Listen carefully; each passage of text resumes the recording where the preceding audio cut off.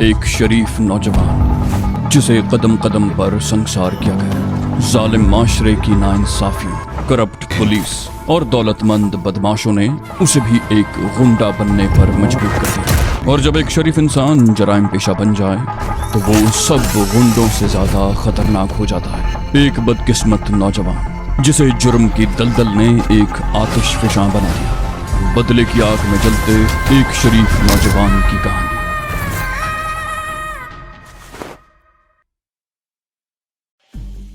Chauburji quarters तक पहुंचने में उन्हें 20-25 मिनट से ज्यादा नहीं लगे। शारिक को इस बात का भी अंदेशा था कि अगर समीना के बाप ने उसे देख लिया तो अच्छा खासा हंगामा खड़ा हो सकता था। दूसरी तरफ ये खतरा भी था कि नौलखा ना पहचान लिया जाए। शारिक ने गाड़ी नासिर अली के क्वार्टर के दरवाजे के सामने रोकी थी। उस वक्त 9:30 बज रहे थे। गली में अंधेरा ही था।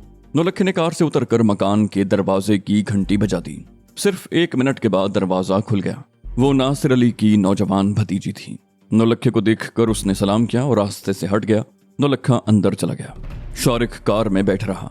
उसने कार की तमाम बत्तियां बुझा रखी थीं। नौलखे के अंदर जाने के बाद कुछ देर तक अंदर से रोने धोने की आवाजें सुनाई देती रहीं। फिर खामोशी छा गई। नौलखा तकरीबन 1 घंटे के बाद बाहर आया था। उसकी आंखें सूजी हुई थीं। वो शारिक को लेकर क्वार्टर के पिछली तरफ से बैठक में आ गया। अंदर बहुत से मेहमान आए हुए थे। कुलसूम बैठक में आ गई। शारिक ने पहले उससे ताजियत की, फिर सूरत हाल दरियाफ्त करने लगा। कुलसूम ने बताया कि कई रोज पहले रात के वक्त 2-3 आदमी आए थे। उन्होंने नासिर अली को बाहर बुलाया और कार में डालकर ले गए। कुलसूम आधी रात तक नासिर का इंतजार करती रही। फिर पड़ोसियों को बुलाकर उसके बारे में बताया। दूसरे दिन भी नासिर अली को तलाश किया जाता रहा। फिर थाने में उसकी गुमशुदगी की रिपोर्ट लिखवा दी गई, लेकिन नासिर अली का कुछ पता नहीं चला कि वो कहाँ गायब हो गया था। और बिलाखिर उसे पुलिस के जरिए उसकी मौत की इत्तला मिली। शारिक ने पूछा, आपने पुलिस में नासिर की गुमशुदगी की रिपोर्ट कब लिखवाई थी? कुलसूम ने कहा, दूसरे दिन शाम को। घंटी बजने पर उन्होंने जाकर दरवाजा खोला। कुछ देर दरवाजे पर ही बातों की आवाज सुनाई देती रही। फिर नासिर उनके साथ चले गए। मैं समझी कोई दोस्त होंगे जिनके साथ चले गए हैं, लेकिन आधी रात गुजर गई तो मैंने पड़ोसियों को जगाया। कॉलोनी ही में नासिर के 1-2 दोस्तों के घरों में जाकर मालूम किया, लेकिन वो किसी के घर में नहीं थे। दूसरे दिन भी उन्हें तलाश करते रहे, मगर कहीं से कुछ पता नहीं चला। तो शाम को पुलिस में रिपोर्ट दर्ज करवा दी। शारिक ने पूछा, इसका मतलब है आपने उन लोगों को नहीं देखा था जो नासिर को बुलाने आए थे? कुलसूम ने कहा, नहीं, मैं तो बाहर ही नहीं गई। जब बहुत देर गुजर गई तो मैंने बाहर जाकर देखा, वहां कोई भी नहीं था। मैं दरवाजा भेड़ कर वापस आ गई। शारिक बोला, ठीक है कुलसूम बहन। ये कहते हुए वो उठ गया। फिर बोला, पुलिस भाई नासिर अली के कातिलों का सुराग नहीं लगा सकेगी और न ही वो सुराग लगाना चाहेगी।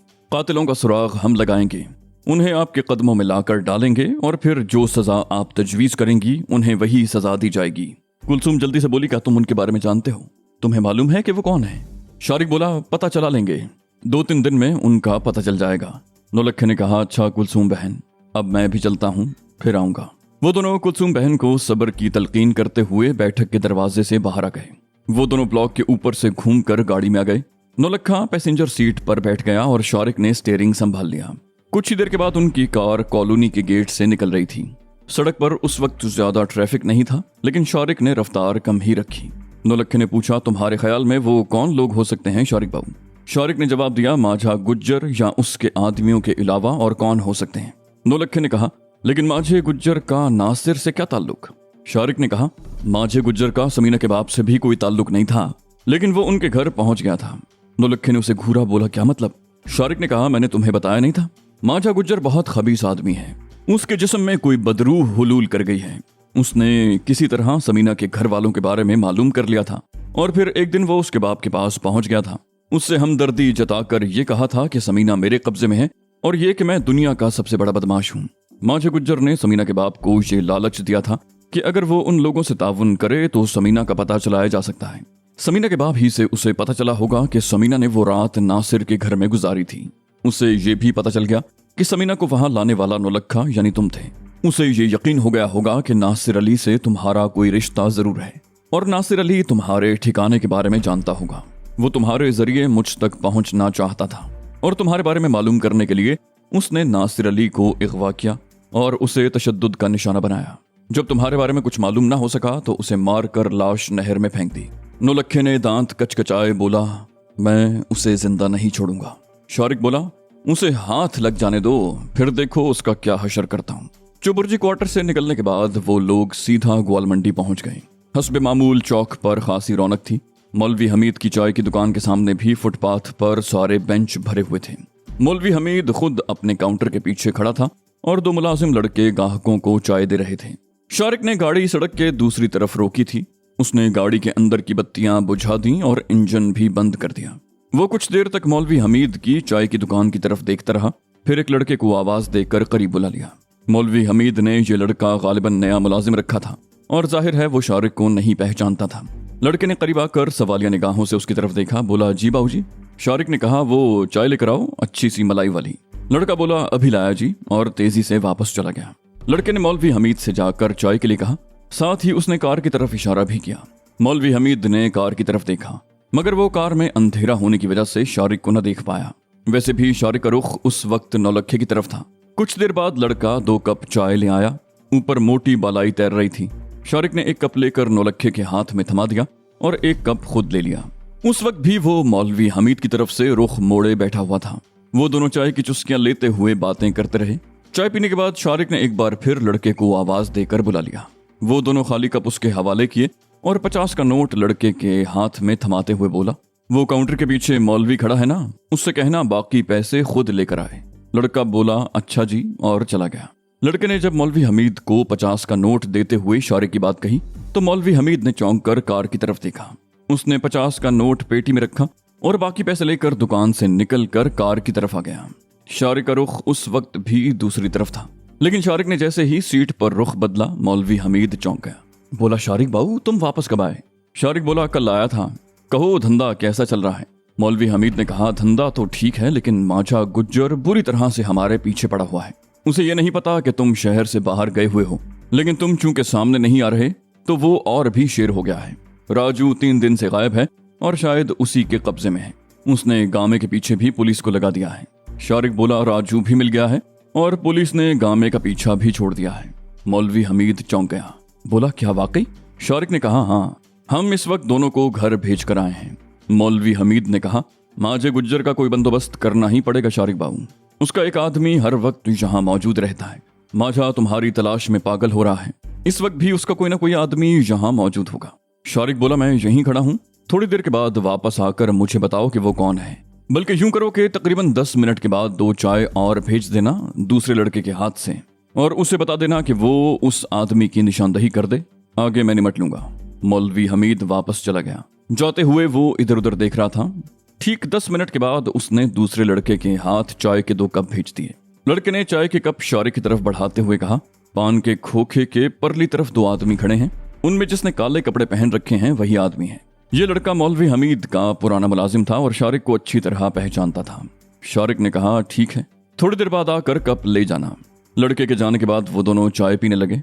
चाय पीने के बाद शारिक ने दूसरे लड़के को बुलाकर खाली कप उसके हवाले कर दिए और नौलखे की तरफ देखने लगा। नौलखा कार से उतर गया और इधर उधर देखे बगैर पान सिगरेट के खोखे के करीब पहुंचकर उसने जेब में हाथ डालकर 50 का नोट निकाला और गोल्ड लीफ का पैकेट खरीदकर बाकी पैसे जेब में रखते हुए काले कपड़ों वाले की तरफ देखने लगा। उसने काला कुर्ता और काला लाचा पहना हुआ था। सर पर गुंडों की तरह मफलर लपेटा हुआ था। उसकी अपनी रंगत भी काली थी और काले लिबास की वजह से वो कोई भूतना ही लग रहा था। उसने भी नौलखे की तरफ देखा लेकिन तवज्जो न दी। वो यकीनन नौलखे को नहीं पहचानता था।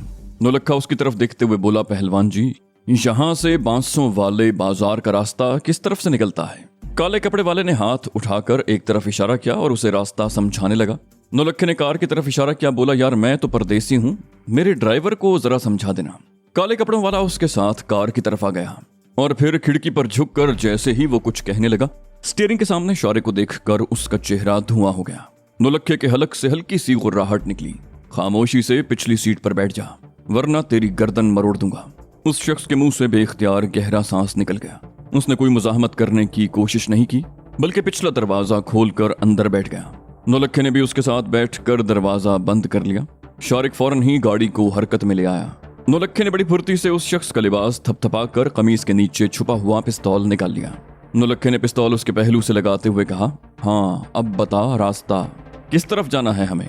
वो शख्स खौफजदा लहजे में बोला, मैं समझा नहीं, तुम लोग कौन हो और मुझे इस तरह धोखे से क्यों पकड़ा है?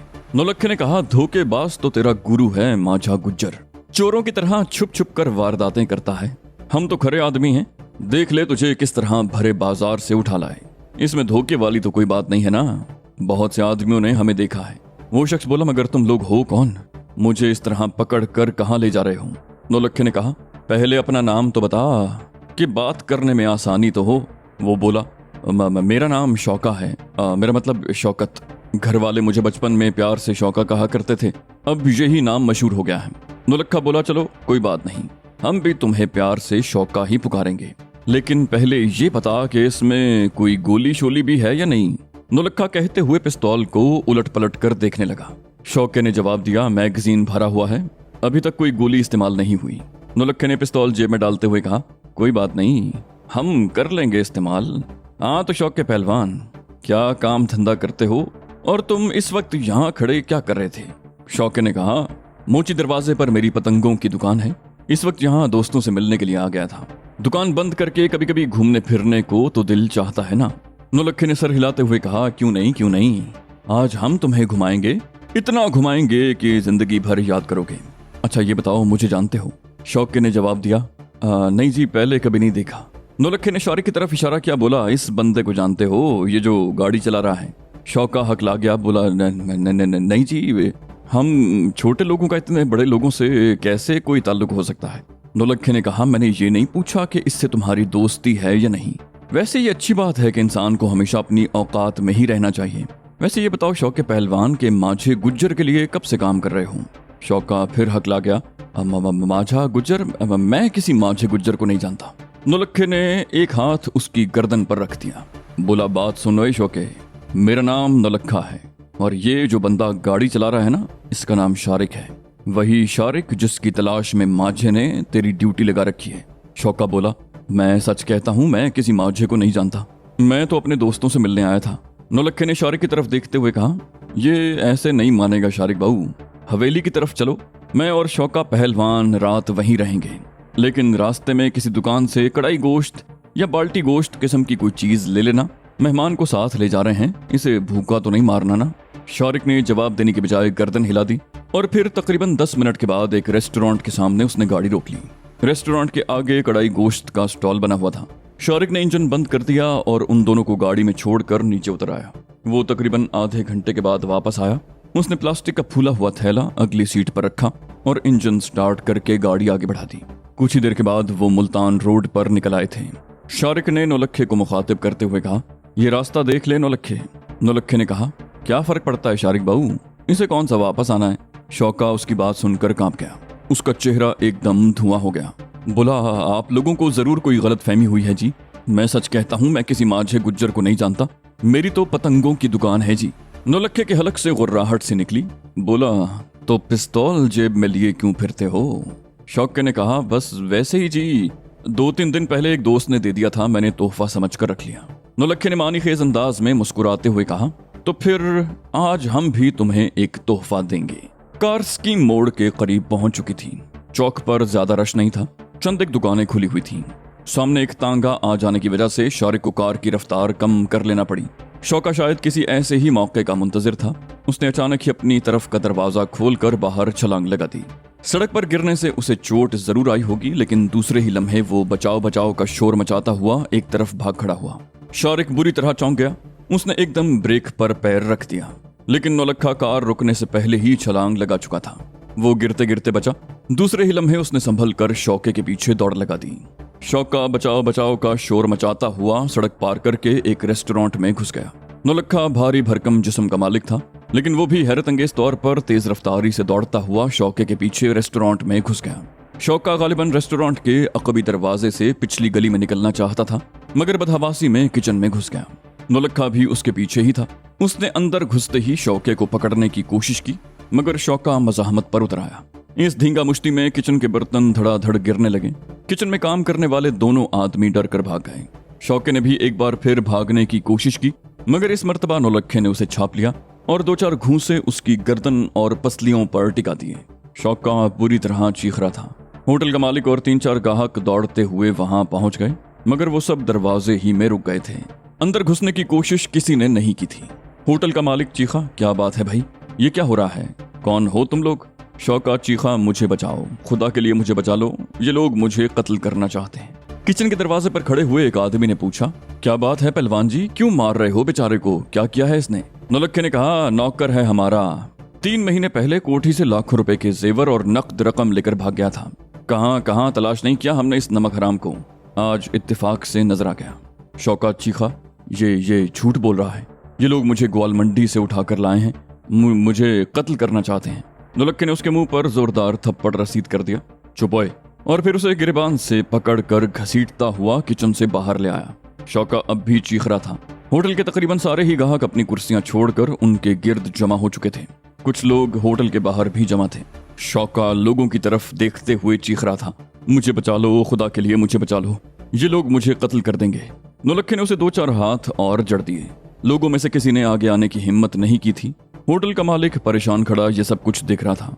किचन में उन दोनों की धींगा मुश्ती से अच्छे खासे बर्तन टूट गए थे, लेकिन उसने अपने नुकसान पर सब्र कर लिया। वो नौलखे के डील डोल से वैसे ही खाइफ हो गया था। नौलखा जब शौके को गिरबान से पकड़े घसीटता हुआ रेस्टोरेंट से बाहर निकला तो शारिक भी कार एक तरफ खड़ी करके नीचे उतर आया। शौका अब भी लोगों की मिन्नत समाजत करते हुए चीख रहा था कि उसे इन कातिलों से बचाया जाए। शारिक ने भी आगे बढ़कर उसके 2-4 हाथ जड़ दिए। शानदार कार देखकर बाज लोगों ने नौलखे की उस बात पर यकीन कर लिया कि शौका उनका घरेलू मुलाजिम था और उनकी कोठी से नकदी और जेवरात लेकर भागा हुआ था। क्योंकि नौलखा जब शौके को कार में ठूंस रहा था तो उसने एक आदमी को कहते हुए सुना था, जब ये जेवरात और रकम लेकर भागा था उस वक्त इसने ये नहीं सोचा कि एक दिन पकड़ा भी जाएगा। ऐसे नमक हरामों के साथ यही सुलूक होना चाहिए। 3-4 आदमी कार के करीब भी आ गए। शारिक ने नौलखे और शौके के बैठते ही जल्दी से ड्राइविंग सीट पर बैठकर इंजन स्टार्ट किया और कार जल्दी से आगे बढ़ा दी। शारिक ने बैक व्यू मिरर में नौलखे को देखते हुए कहा, लोगों ने कोई मुदाखलत तो नहीं की? नौलखे ने कहा, अब कोई माई का लाल आगे नहीं आया। एक आदमी ने पूछा था कि मैं इस गरीब को क्यों मारा हूँ। मैंने उन्हें बताया कि ये हमारे घर का नौकर है, 3 महीने पहले लाखों रुपए का जेवर और नकद रकम लेकर भाग गया है, आज पकड़ा गया। उसके बाद किसी ने कुछ नहीं कहा।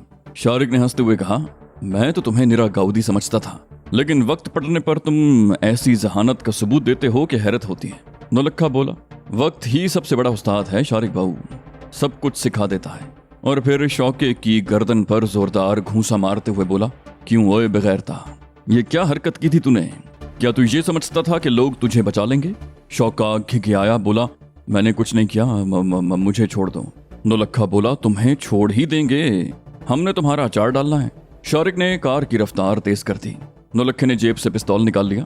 बोला, अब अगर तूने पहले जैसी हरकत की ना तो इस मर्तबा मैं तुम्हें पकड़ने की कोशिश नहीं करूंगा, बल्कि तुम्हारे ही पिस्तौल की गोली तुम्हारे जिस्म में उतार दूंगा। शौका सिमट कर बैठ गया। उसका चेहरा पहले से ज्यादा खौफजदा था। स्कीम मोड़ के करीब पहुंचकर वो सीधा होकर बैठ गया। नौलखा उसका मतलब समझ गया। उसने शौके को गर्दन से पकड़कर नीचे कर दिया। उसके हलक से गुर्राहट सी निकली, नीचे होकर बैठ हुए। किसी जानने वाले ने तुझे देख लिया तो कोई फर्क नहीं पड़ेगा, कोई तेरे पीछे नहीं आएगा। मजीद 15 मिनट के बाद कार हवेली के फाटक के सामने रुक गई। शारिक ने डैशबोर्ड के खाने में से चाबियों का गुच्छा निकाला और नीचे उतरकर फाटक के जेली दरवाजे का ताला खोलकर अंदर दाखिल हो गया। नौलखा भी शौके को लेकर कार से उतर आया था। उसने शौके को पिस्तौल की जद पर ले रखा था। वो उसे लेकर जेली दरवाजे में दाखिल हो गया।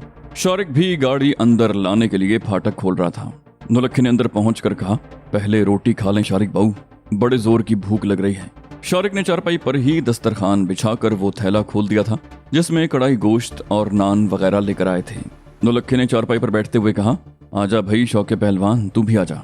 शौका बोला, नहीं मुझे भूख नहीं है। नौलखा बोला, मैं तेरी मिन्नतें तरले तो करूंगा नहीं, रोटी नहीं खानी तो उस दीवार के साथ बैठ जा, चल जल्दी कर। नौलखे ने सामने वाली दीवार की तरफ इशारा किया। शौका दीवार के साथ टेक लगाकर बैठ गया। शारिक और नौलखा इत्मीनान से खाना खाते रहे। खाने के बाद बची कुछ चीजें नौलखे ने थैले में ही समेट दी। फिर बोला, तुम अब जाओ शारिक बाबू, वो लोग परेशान हो रहे होंगे। शारिक बोला, ठीक है मैं जा रहा हूँ, इससे मालूम कर लेना कि माझा कहाँ है और नासिर को किसने कत्ल किया था।